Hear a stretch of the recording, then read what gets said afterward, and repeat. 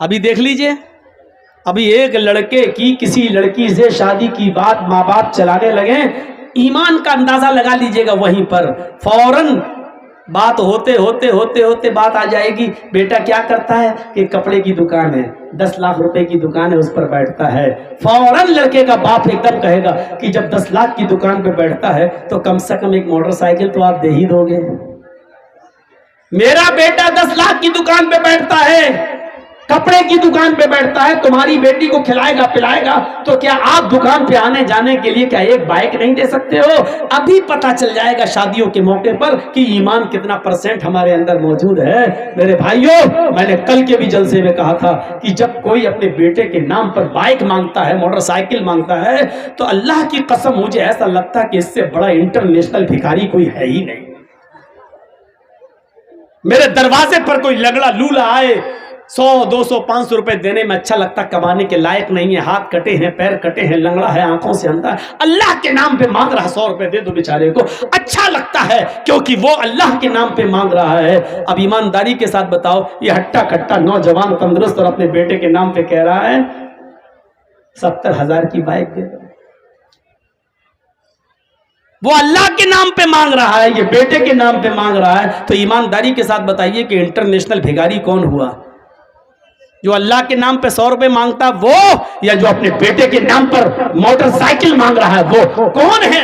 یہ آپ فیصلہ کر کے بتائیے کہ ان دونوں میں انٹرنیشنل بھیکاری کون ہے؟ الفاظ میرے کڑوے ہیں، سخت ہیں، زہریلے ہیں، لیکن سننا پڑے گا آپ کو۔ معافی نہیں مانگوں گا میں نے کہا ہے انٹرنیشنل بھکاری، میں اپنے جملوں پہ قائم ہوں، اس کے لیے میں آپ سے معافی کا چندہ نہیں مانگوں گا کہ معاف کر دو، نہیں۔ کیوں مانگے؟ ہم نے کوئی غلط بولا ہے کیا؟ ہو تو ہو انٹرنیشنل بھکاری، میں کیا کروں؟ اپنے بیٹے کے نام پہ مانگو گے اور ہم آپ کو بھکاری بھی نہ کہیں؟ بات صاحب، بارات آ رہی ہے صاحب، 400 اور 500 آدمی بارات میں جا رہے ہیں، ایمان دیکھیے ہمارا، 400 500 آدمی، لڑکی والے سے کہہ رہے ہیں صاحب ہلو 400 آدمی کی بارات جا رہی ہے، اچھا، لڑکی کا باپ مجبور ہے، اچھا ٹھیک ہے، سنو دہیج میں 2-3 آئٹم کم دے دو گے چلے گا، لیکن خاطری میں کمی نہیں ہونی چاہیے، ہمارے مہمان کی مہمان نوازی اچھی ہونی چاہیے۔ جانتے ہو اس کا مطلب کیا ہے؟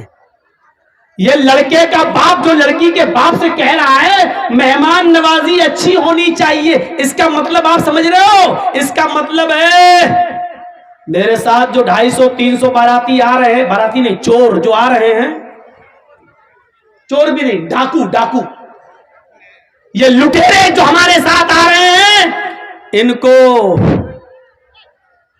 چھوٹا بڑا نہیں چلے گا، چھوٹا دینا، مطلب منہ سے نہیں کہہ رہا، منہ سے اتنا کہا خاطری اچھی کر دینا، جہیز میں 1-2 آئٹم کم دے دینا چلے گا، لیکن خاطری اچھی کر دینا، مہمان نوازی اچھی، یہ اس اچھی میں بہت سی چیزیں چھپی ہوئی ہے، یعنی بڑا نہیں چلے گا، چھوٹا دینا، پولٹی نہیں چلے گا، دیسی مرغا چلے گا وہ دینا، 1 آئٹم نہیں چلے گا، 5-6 آئٹم دینا، اس اچھی میں یہ ساری چیزیں چھپی ہوئی ہیں، اور ان لٹیروں کا پیٹ بھرنے کے لیے اس لڑکی کا باپ کہاں کہاں سے بیچارہ قرضہ لیتا ہے، اور آپ کو ایک ٹائم اچھا کھانا کھلا دیتا ہے۔ اچھا کھانے کا مطلب سمجھ گئے نا؟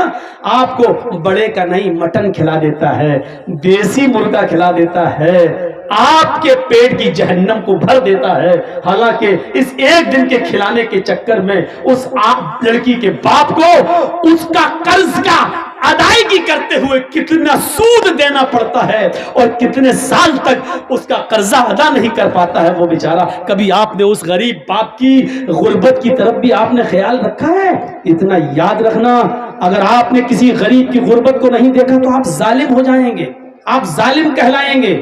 یہ زمین پڑی ہے، یہ خالی زمین ہے جہاں عورتیں بیٹھی ہوئی ہیں، میں یہی رہتا ہوں، تھوڑا پانی دیجیے، میں یہی رہتا ہوں، چلیے مان لیجئے، مجھے معلوم ہے کہ یہ ایک زمین کس کی ہے؟ آپ کا نام؟ شرافت علی کا نام ہے، مان لیجئے یہ زمین شرافت علی صاحب کی ہے۔ اب سنیے، بہت امپورٹنٹ بات بتانے جا رہا ہوں، سننا پڑے گا تمہیں نہیں، تمہارے باپ کو بھی سننا پڑے گا۔ جب تک میں یہاں ہوں، یہ پاور مجھے محمد رسول اللہ نے دیا ہے، بیٹھو یہاں پر سنو، یہ زمین شرافت علی صاحب کی ہے، 2 لاکھ کی زمین ہے، مجھے معلوم ہے کہ 2 لاکھ کی زمین ہے، لیکن شرافت علی صاحب کی والدہ کی طبیعت خراب ہے، ان کو ہاسپٹل میں اپنی ماں کا علاج کرا رہے ہیں۔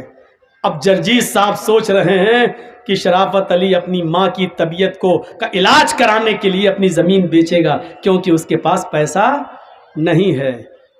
اب جرجیز صاحب اس کی زمین بکنے کا انتظار کر رہے ہیں اور مجبوری کا فائدہ اٹھانا چاہتے ہیں کہ 2 لاکھ کی زمین ہمیں 1.5 لاکھ میں مل جائے۔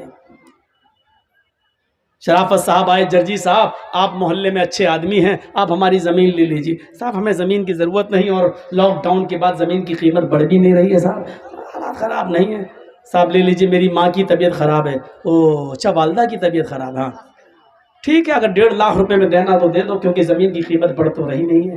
معلوم ہے کہ 2 لاکھ کی ہے، لیکن شرافت علی صاحب مجبور ہیں، اور یہ اپنی ماں کا علاج کرانے کے لیے وہ زمین 1.5 لاکھ روپے کی دے دیتے ہیں۔ ہم نے 1.5 لاکھ لگایا، انہوں نے 1.5 لاکھ دے دیا، لیکن جرجیز کو معلوم ہے کہ وہ زمین 2 لاکھ کی ہے۔ اللہ کی قسم ہم اس کے باوجود بے ایمان ہیں، چاہے سودا کر کے ہی ہم نے کیوں نہ لیا ہو، کیونکہ ہمیں معلوم ہے کہ وہ 2 لاکھ کی زمین ہے۔ ہم حق مار رہے ہیں، ہم مجبور کی مجبوری کا ناجائز فائدہ اٹھا رہے ہیں، اور اسلام یہ کہہ رہا ہے کہ تو چاہے کتنی نمازیں پڑھ لے، چاہے کتنے روزے رکھ لے، لیکن تو نے اپنے مسلمان بھائی کے اوپر ظلم کیا ہے، اللہ کی قسم تیری نماز قبول نہیں ہوگی، تیرا روزہ قبول نہیں ہوگا۔ ہم پڑھے کہاں ہیں؟ چلے گئے مسجد میں، پڑھے آئے 2 رکعت نماز پڑھ کے داڑھی پہ ہاتھ پھیر کے نکل گئے، لگتا ہے جیسے اللہ پر بہت بڑا احسان کر کے آئے ہیں، اللہ پہ بہت بڑا احسان کر کے آئے ہیں۔ جب تک تم لوگوں کی مجبوری کا فائدہ اٹھاؤ گے تمہاری عبادت قبول نہیں ہوگی۔ کبھی آپ نے یہ بھی سوچا ہے کہ صاحب 2 لاکھ کی زمین ہے شرافت علی صاحب کی، ان کی ماں کا علاج ہونا ہے، بیچارے کو ضرورت ہے پیسوں کی، چلو 2 لاکھ کی زمین کو ہم 2.25 لاکھ میں لے لیتے ہیں، بیچارہ اپنی ماں کا علاج کرا رہا ہے، ایسے کسی کے سامنے ہاتھ پھیلانے میں شرم آ رہی ہے، چلو 2 کی زمین ہم 2.25 میں خرید لیتے ہیں، ہماری زمین پڑی رہے گی 2-4 سال اس کی قیمت بڑھ جائے گی، لیکن ایک مجبور آدمی بیچارہ اپنی ماں کا علاج کرا لے گا۔ کبھی 2 لاکھ کی زمین کو 2.25 لاکھ میں لیا ہم نے؟ کبھی 2 لاکھ کی زمین کا 2.5 لاکھ دیا ہے؟ جب 2 کا 2.5 نہیں دے سکتے ہو تو 2 کا 1.5 دینا بھی ظلم ہے، ظلم ہے، ظلم ہے، رب کعبہ کی قسم ظلم ہے، اور اللہ اس کو معاف نہیں کرے گا۔ مجبور کے مجبوری کا فائدہ اٹھائیں گے آپ؟ ایمان اس چیز کا نام نہیں، یہی تو ہماری ایمان کی کمزوری ہے، یہی تو ہماری ایمان میں کمزوری ہے۔ ہماری بنیاد جب کمزور ہے تو عمارت کیسے مضبوط ہو سکتی ہے؟ عمارت ہماری کیسے مضبوط ہو سکتی ہے؟ ہمیں اپنے ایمان کو مضبوط کرنا ہے۔ وہ کون سا ایمان تھا؟ وہ کون سا ایمان تھا کہ آتی ہے ایک عورت قبیلہ غامدیہ سے، صحابیہ ہے، آتی ہے، اے اللہ کے نبی مجھ سے ایک جرم ہو گیا ہے۔ کیا جرم ہوا ہے؟ سن لو، تھوڑی دیر کے لیے اور بیٹھ لو، اس واقعے کو سن لو، آنکھوں میں آنسو آ جاتے ہیں، اس واقعے کو سننے کے بعد انسان رونے پہ مجبور ہو جاتا ہے، یہ واقعہ ہمارے ایمان کو جھنجھوڑتا ہے۔ اس واقعے کو سن لو، چلے جانا، تھوڑی دیر یہ بھیک میں اور ڈال دو میری جھولی میں، اس واقعے کو سن لو۔ وہ عورت آتی ہے، اے اللہ کے نبی مجھ سے جرم ہو گیا ہے۔ آپ نے کہا توبہ کر، کہنے لگے اللہ کے نبی میں اسی دنیا میں پاک ہونا چاہتی ہوں، میں اسی دنیا میں اس جرم کی سزا پانا چاہتی ہوں۔ آپ نے کہا توبہ کر، اللہ سے مغفرت کی دعا مانگ، اللہ غفور الرحیم ہے۔ کہنے لگی میرا جرم تو سن لیجئے، کیا اس جرم کی کوئی معافی ہے بھی یا نہیں؟ اللہ کے نبی نے کہا بتا کیا تیرا جرم ہوا ہے، کیا تجھ سے غلطی ہوئی ہے؟ کہنے لگی اللہ کے نبی میرا شوہر 2-3 سال سے گھر پہ نہیں ہے، میں جنگل میں بکریاں چرا رہی تھی، میں جنگل میں بکریاں چرا رہی تھی، وہیں پہاڑی کے پاس ایک چرواہا بھی بکریاں چرا رہا تھا، ہم اپنے شوہر سے 2-3 سال سے دور تھے، اس لیے ہمارے دل کی امنگیں اٹھنے لگی، اور اس بکریاں چروانے والے چرواہے کے ساتھ مل کر ہم نے جسمانی تعلق، شاریرک سمبند بنا لیا۔ ایک پہاڑ کی جھاڑی میں، پہاڑی کے نیچے کی جھاڑی میں ہم دونوں گئے اور ہم دونوں نے زنا کر لیا۔ انی قد صبت الحد یا رسول اللہ، اے اللہ کے رسول میں حد کو پہنچ چکی ہوں, مجھ سے اتنا بڑا جرم ہو گیا ہے, اس جرم کی سزا اسلام میں یہ ہے کہ مجھے پتھروں سے مار مار کے مار ڈالا جائے. آپ کیسے کہہ رہے ہیں کہ اللہ سے معافی مانگ لے, اللہ سے توبہ کر لے؟ اللہ کے نبی نے کہا اچھا اوہ یہ گناہ ہوا ہے تم سے, جی ٹھیک ہے, کیا چاہتی ہو؟ کہا مجھے ختم کر دیا جائے.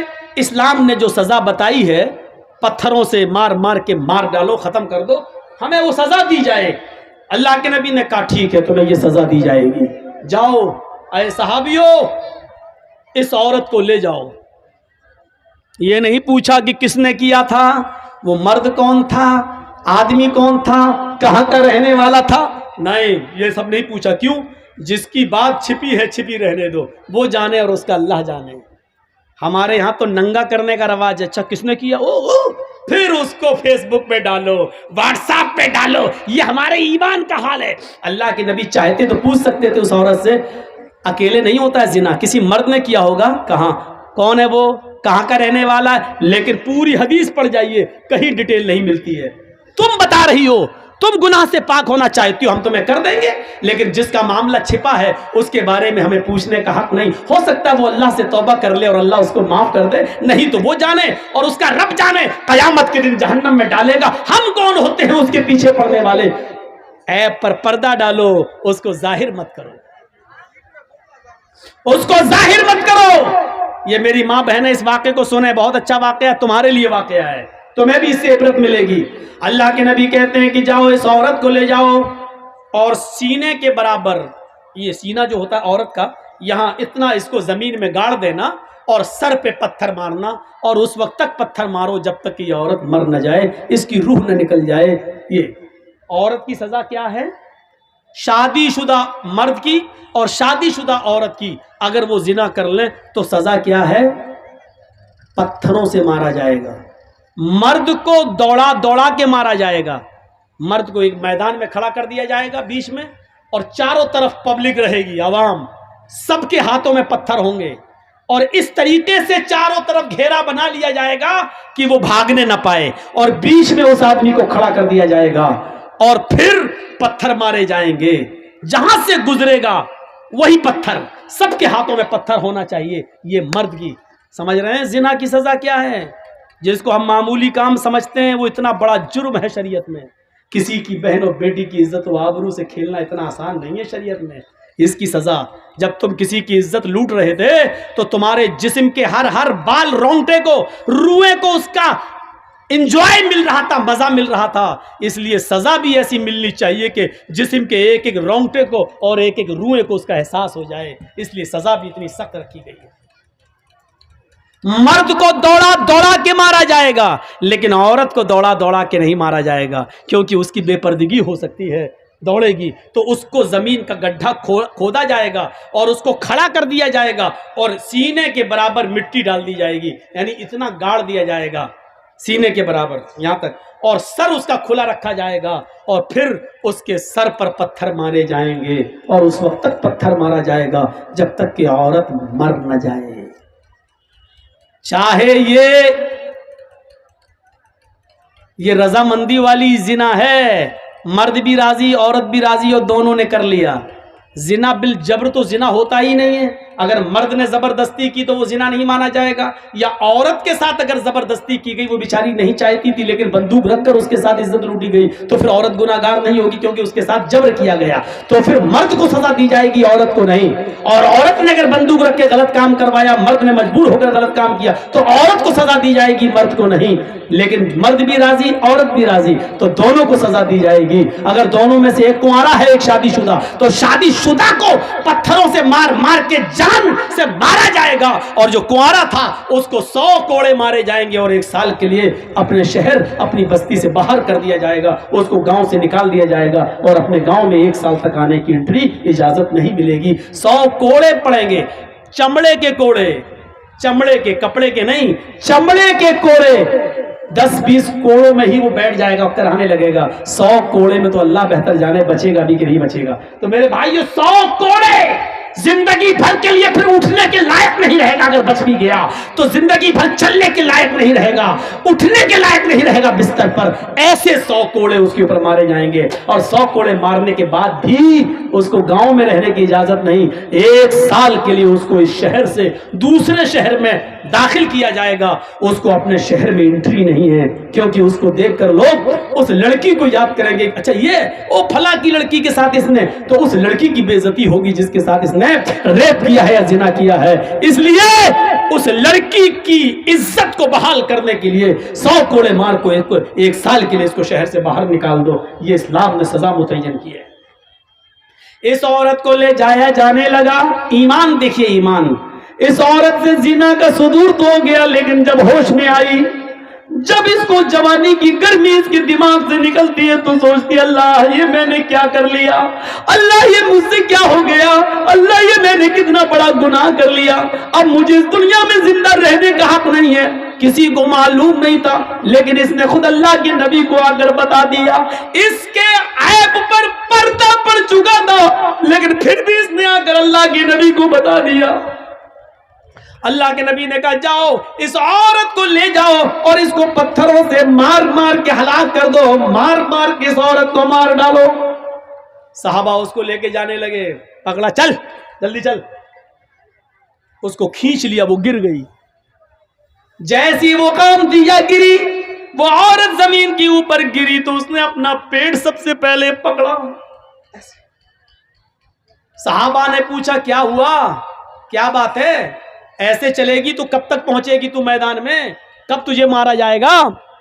کہنے لگی وہ محمد کے ساتھی ہو صلی اللہ علیہ وسلم, آئے نبی کے ساتھی ہو, مجھے دھیرے دھیرے لے چلو.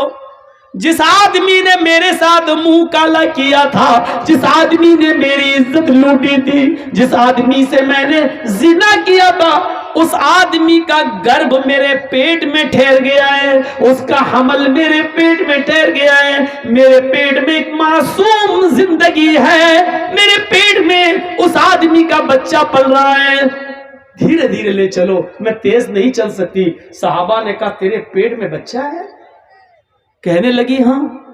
رکو, صحابہ اللہ کے نبی کے پاس آئے. اے اللہ کے نبی, آپ نے اس عورت کو قتل کرنے کا, مارنے کا حکم دیا ہے, لیکن اس عورت کے پیٹ میں تو بچہ ہے. آپ نے بلایا, ادھر آؤ. آئی, تمہارے پیٹ میں بچہ ہے؟ جی. تو تم نے پہلے کیوں نہیں بتایا؟ کہا اللہ کے نبی اس لیے نہیں بتایا کیونکہ اس بچے کا باپ وہی ہے جس نے میرے ساتھ زنا کیا ہے, اور میں نہیں چاہتی ہوں کہ یہ بچہ پیدا ہو, اور جب اس بچے کو بڑے ہو کر پتا چلے کہ میرا باپ کا پتہ نہیں, میں ناجائز اولاد ہوں, تو یہ زندگی بھر مجھے گالی دے گا. اس لیے میں چاہتی ہوں کہ میں مروں تو میرے ساتھ میرے پیٹ کا بچہ بھی مر جائے, اس لیے میں نے آپ کو نہیں بتایا. نبی اکرم نے کیا کہا, اے عورت نہیں, قصور تیرا تھا, غلطی تیری تھی, زنا تو نے کیا, تیرے پیٹ میں پلنے والے اس معصوم بچے کا کیا قصور ہے, اس بیچارے کی کیا غلطی ہے, اس کو تو کیوں مارنا چاہتی ہے؟ نہیں نہیں, ابھی تمہیں قتل نہیں کیا جائے گا, ابھی تمہیں مارا نہیں جائے گا. جاؤ ابھی اس بچے کو اپنے پیٹ میں 9 مہینے تک پالو, اور جب بچہ پیدا ہو جائے تب لے کر آنا. ناجائز بچہ ہے پیٹ میں, باپ کا پتہ نہیں ہے, لیکن اللہ کے رسول ایک ناجائز بچے کو بھی گرانے کی اجازت نہیں دے رہے ہیں. کاش مودی جی کے چمچے, یوگی جی کے چمچے کم سے کم اس حدیث کو پڑھ لیتے, نبی کی زندگی کے اس واقعے کو پڑھ لیتے. چاچا کیا ہو گیا؟ لاؤ پیسہ لینے کے لیے تو دنیا پریشان ہے. لیجیے بھائی, اور کچھ سب بیٹھے তাকে স্টেজে রাখা হয়েছে, ছেলের গার্জেন এসে নিয়ে যাবেন. سنیے سنیے سنیے, آپ ادھر دیکھیے, بڑا اچھا واقعہ ہے. اللہ کے نبی ایک معصوم کی زندگی کو کتنا پیار کی نظر سے دیکھ رہے ہیں, جبکہ معلوم ہے کہ بچے کا باپ ناجائز. یہ بچہ جب پیدا ہوگا تو حرامی بچہ کہلائے گا, ناجائز بچہ کہلائے گا, لیکن اس کے باوجود اللہ کے نبی کہہ رہے ہیں بچے کو نہیں مارا جائے گا. بچے کا کیا قصور ہے؟ اس سے زیادہ انسانیت کسی دھرم میں ملے گی؟ اس سے زیادہ مانوتا کسی مذہب میں ملے گی؟ گئے جاؤ اس عورت کو کہا بچہ پیدا ہو جائے تب آنا. 9 مہینے تک اپنے پیٹ میں رکھتی ہے. جب بچہ پیدا ہوا 2-4 دن بستر پہ لیٹتی ہے, چلنے کے لائق ہوتی ہے تو بچے کو لے کر آتی ہے. 9 مہینے میں اللہ کے نبی بھول گئے کہ یہ عورت کون ہے. آئی, اے اللہ کے رسول لیجئے بچہ. آپ نے کہا تھا جب بچہ پیدا ہو جائے تب آنا. آپ نے کہا تم کون؟ کہا نہیں پہچانا. کہا نہیں, میں وہی عورت ہوں جس سے زنا کا صدور ہوا تھا اور مجھے قتل کرنے کے لیے بھیجا جا رہا تھا. میرے پیٹ میں بچہ تھا. آپ نے کہا او غامدیہ, قبیلہ غامدیہ سے؟ ہاں. اچھا او اب بچہ پیدا ہو گیا؟ کہ ہاں. یہ لیجیے. اس عورت نے اپنا بچہ محمد رسول اللہ کے ہاتھوں میں دے دیا. میڈیا والوں لکھو اگر تمہارے قلم میں طاقت ہے, دکھاؤ مانوتا کی یہ شکل مودی جی کو اور یوگی جی کو. بتاؤ کہ مولوی جرجیس نے ڈنڈے کی چوٹ پر اعلان کر کے کہا ہے انسانیت کا یہ سبق, جس بچے کا باپ پتہ نہیں ہے جو پیدا تو ہو چکا ہے لیکن ناجائز اولاد ہے, ایسی ناجائز اولاد کو محمد رسول اللہ اپنی گود میں اٹھا رہے ہیں, اس بچے کو اپنے سینے سے لگا رہے ہیں. تم تو برہمنوں کے مندروں میں شودر نہیں جا سکتا ہے, برہمن کی تھالی میں ہریجن نہیں کھا سکتا ہے. تم نے تو چھوت چھات کے ایسے نیت بنا دیے ہیں کہ اللہ کے بندوں میں ہی بٹوارا کر دیا ہے کہ برہما جی نے اپنے منہ سے برہمن کو پیدا کیا, ہاتھوں سے چھتری کو پیدا کیا, رام سے ویش کو پیدا کیا, پیروں سے شودر کو پیدا کیا. برہما جی نے اپنے منہ سے اس کو, ہاتھوں سے اس کو, چھتری کو, ٹھاکر کو اور ہریجن کو سب سے نیچے والے حصے سے. تم نے تو بٹوارا کر دیا ہے, تم نے تو بٹوارا کر دیا ہے. میرے پیارے ساتھیوں ذرا تصور تو کیجئے اسلام کے اندر مساوات کا ایسا درس ملے گا, ایسا درس ملے گا. آپ کے محلے کی مسجد ہے, اذان ہو گئی ہے, پہلی صف بھر گئی ہے, جرجی صاحب مسجد میں جاتے ہیں, ایم ایل اے منہاج صاحب مسجد میں جا رہے ہیں نماز پڑھنے کے لیے. اسلام کا کی مساوات دیکھیے, آگے والی صف بھر گئی ہے, جرجی صاحب میں, منہاج صاحب میں اتنی طاقت نہیں ہے کہ آگے کی صف سے کسی آدمی کو ہٹا کر پیچھے کر دے. چل ہٹ ہٹ, میں جرجیس ہوں, میں عزت والا اصل و رسوخ والا آدمی ہوں, میں آگے بیٹھوں گا. ایم ایل اے صاحب کہتے ہیں پیچھے ہٹ, میں آگے بیٹھوں گا. اسلام نے یہ پاور نہ ایم ایل اے صاحب کو دیا ہے نہ جرجیس کو دیا ہے. سعودیہ کی سرزمین پر مکے سے بڑی کوئی مسجد کون سی ہو سکتی ہے؟ وہاں ٹیکسی ڈرائیور اگر خانہ کعبہ میں پہلے پہنچ گیا ہے, رکشہ چلانے والا پہلے پہنچ گیا ہے اور وہ پہلی صف بھر چکی ہے, تو سعودیہ کے بادشاہ کو بھی ادھیکار نہیں ہے کہ اگلی صف سے کسی آدمی کو ہٹا کر پیچھے کھڑا کر دے اور خود آگے کھڑا کر دے. نہیں نہیں, جو میرے گھر میں پہلے آیا وہ پہلے بیٹھے گا, جو بعد میں آیا وہ پیچھے رہے گا. یہ تمہاری عدالت نہیں ہے, یہ تمہارا گھر نہیں ہے, یہ تمہاری اسمبلی نہیں ہے, یہ تمہاری میراث نہیں ہے, یہ مسجد ہے, یہ اللہ کا گھر ہے. یہاں ہمارے گھر میں کوئی ایم ایل اے نہیں, کوئی ایم پی نہیں, کوئی مولوی نہیں, کوئی حاجی نہیں, کوئی نمازی نہیں. ہمارے گھر میں سب برابر ہیں. کلکم من آدم وآدم من تراب لا فضل لعربی علی عجمی ولا لعجمی علی عربی. کوئی گورے کو کالے پر فوقیت نہیں, کوئی کالا گورے سے افضل نہیں, کوئی امیر نہیں, کوئی غریب نہیں. میرے گھر میں سب آئے, سب برابر ہے.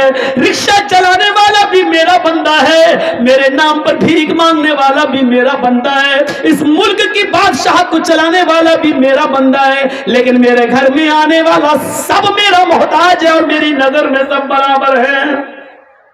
میری نظر میں سب برابر ہیں. خانہ کعبہ کا طواف کر رہے حضرت عمر فاروق کے پوتے سالم ابن عبداللہ عمر فاروق کے پوتے طواف کر رہے ہیں. اس زمانے کا امیر مکے کا گورنر ہشام ابن عبد الملک ہے. وہ دیکھتا ہے کہ پھٹے پرانے کپڑے احرام میں یہ بیچارے ہیں, تو کہنے لگا اے عمر فاروق کے پوتے ہو تم؟ جی. اتنا پرانا پھٹا پرانا کپڑا پہن کر تم یہاں آئے ہو, چلو کیا چاہیے مجھے بتاؤ. اللہ کے گھر میں خانہ کعبہ میں طواف کے دوران گورنر پوچھ رہا ہے حضرت عمر کے پوتے سے تمہیں کس چیز کی ضرورت ہے بتاؤ، ہم تمہاری ضرورت پوری کر دیں گے، میں اس علاقے کا گورنر ہوں۔ اور حضرت سالم ابن عبداللہ کیا کہتے ہیں، انی لاستحی من اللہ ان اسال فی بیتی غیرہ، اللہ کے گھر میں اللہ کے ہوتے ہوئے مجھے کسی غیر سے مانگنے میں شرم آتی ہے۔ گورنر صاحب اپنا مال اپنی دولت اپنے پاس رکھو، مجھے اللہ کے گھر میں جو کچھ مانگنا ہے اللہ سے مانگنا ہے، تم سے نہیں۔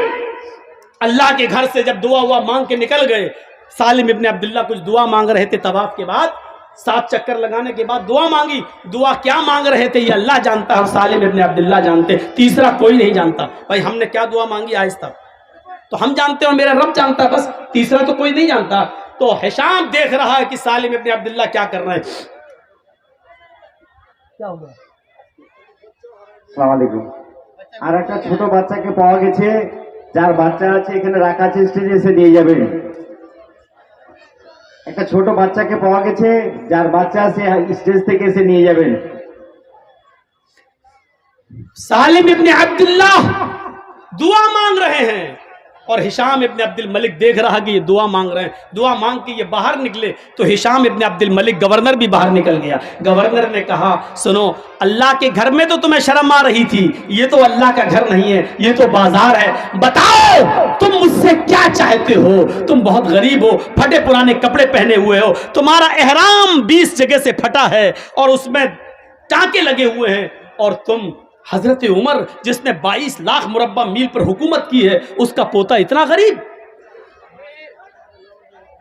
سالم ابن عبداللہ کہتے ہیں تم میری کیا مدد کرو گے، دنیا کی یا آخرت کی؟ کہا آخرت کی مدد تو کوئی کسی کی نہیں کر سکتا ہے، وہاں تو عمل ساتھ میں جائیں گے، ہم تمہیں کپڑا دے دیں گے، غلہ دے دیں گے، اناج دے دیں گے، کچھ دنیاوی جو ضرورت ہو دال چاول دے دیں گے، گھی دے دیں گے، دنیا میں جو چیزوں کی ضرورت ہے بتاؤ، تھوڑا سونا دے دیں گے، چاندی دے دیں گے تمہیں۔ سالم ابن عبداللہ ہنسنے لگے۔ گورنر نے کہا کیوں ہنس رہے ہو؟ کہا اے گورنر تم میرے آخرت میں کوئی کام نہیں آ سکتے؟